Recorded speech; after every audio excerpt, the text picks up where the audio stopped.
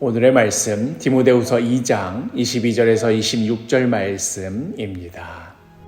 또한 너는 청년의 정욕을 피하고 주를 깨끗한 마음으로 부르는 자들과 함께 의와 믿음과 사랑과 화평을 따르라.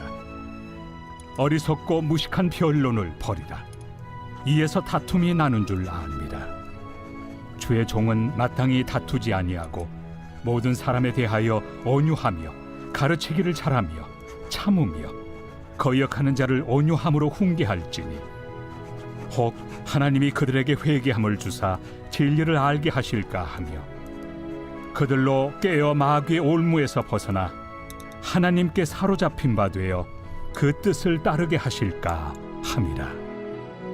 오늘의 본문은 이렇게 시작하지요. 22절에 또한 너는 청년의 정욕을 피하고 주를 깨끗한 마음으로 부르는 자들과 함께 의와 믿음과 사랑과 화평을 따르라. 청년의 정욕을 피하라. 깨끗한 마음으로 따르라 하는 말씀입니다. 여기에서 말하는 이 청년의 정욕이 우리가 흔히 생각하듯 성적인 유혹으로부터 자신을 지키는 것을 가리키는 그런 것을 생각할 수도 있겠지만 그러나 이 디모데후서 2장 14절부터 시작해서 오늘의 마지막 절인 26절까지의 이 전체적인 맥락을 생각해 볼 때 여기서 말하는 청년의 정욕이란 성적인 어떤 유혹이나 흔들림이라기보다는 참고 기다릴 줄 모르는 성급하고도 미성숙한 어떤 청년 시절의 열정, 그것에 대한 경고라고 보여집니다. 자신이야말로 진리를 알고 있다고 논쟁을 불러일으키고 말싸움을 일으키는 자들에 대해 경고하면서 어제의 말씀과도 같이 하나님께 쓰임받는 사람은 자신의 어떤 논리, 어떤 논쟁으로 승리를 쟁취하는 그런 자가 아니라 오히려 하나님께서 쓰시기에 부족함이 없도록 자기 자신을 깨끗이 하는 자이다.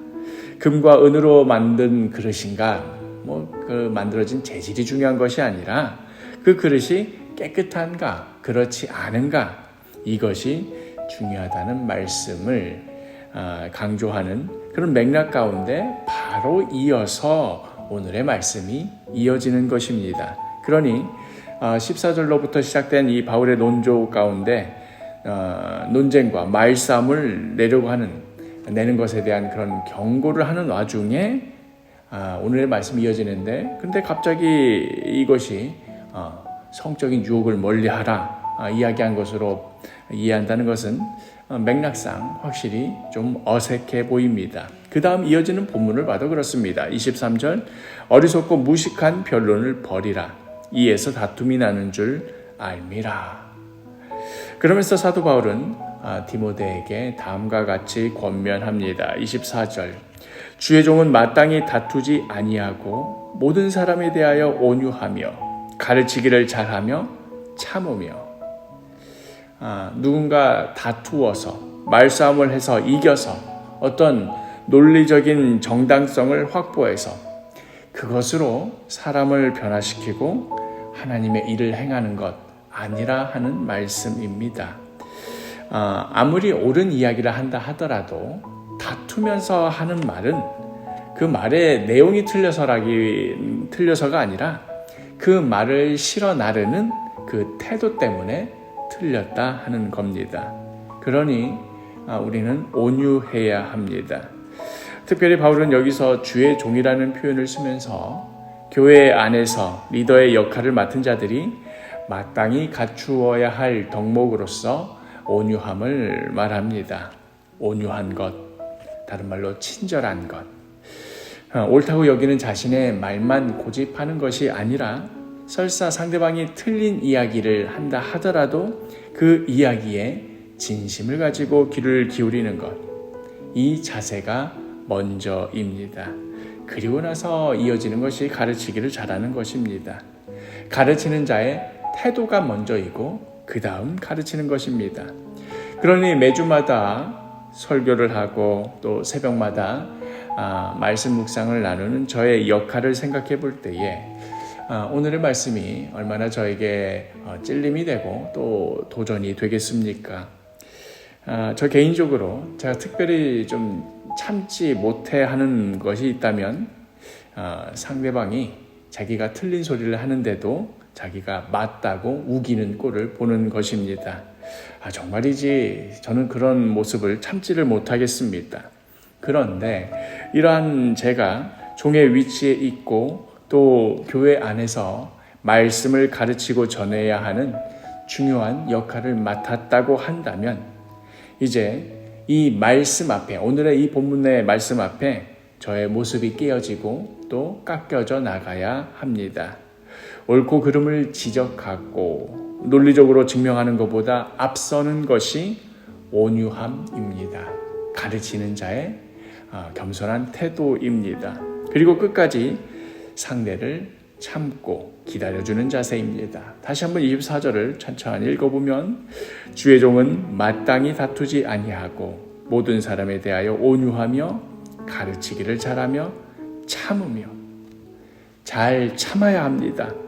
얼굴 시뻘개져서 억지로 참는 것이 아니라 이어지는 25절 거역하는 자를 온유함으로 훈계할지니 혹 하나님이 그들에게 회개함을 주사 진리를 알게 하실까 하며 온유함으로 너그러운 마음으로 하나님께서 그들에게 회개함을 주시기를 진리를 알게 하시기를 소망하는 마음으로 그 일을 감당해야 합니다.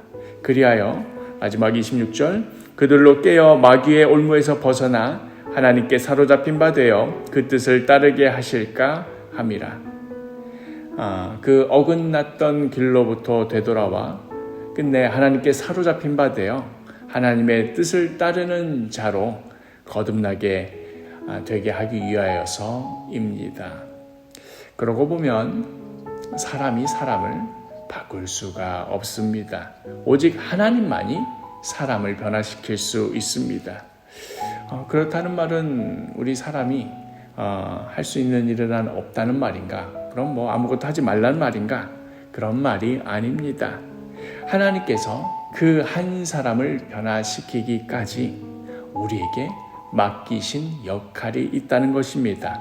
온유하라, 잘 가르치라, 잘 참으라.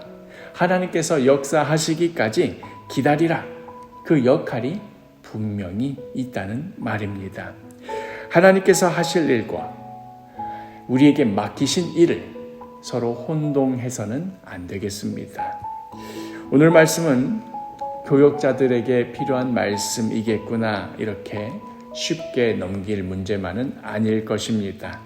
우리가 매일 마주하는 그 누군가, 계속해서 나의 마음에 걸림이 되는 어떤 한 사람, 과연 우리는 그 영혼 앞에서 어떠한 모습과 자세로 살아가야 할 것인지 오늘 말씀을 통해 스스로의 모습을 정직하게 비추어 보며 새롭게 결단하시며 성령님의 도우심을 간절히 구하시기를 바랍니다. 오늘 하루도 그렇게 나의 부르심의 한 복판에서 온유한 모습으로 인내하며 기다리는 모습으로 너그럽게 품어주는 모습으로 우리에게 맡기신 바 그 역할을 능히 감당하는 귀하고 복된 하루가 되기를 간절히 축복합니다.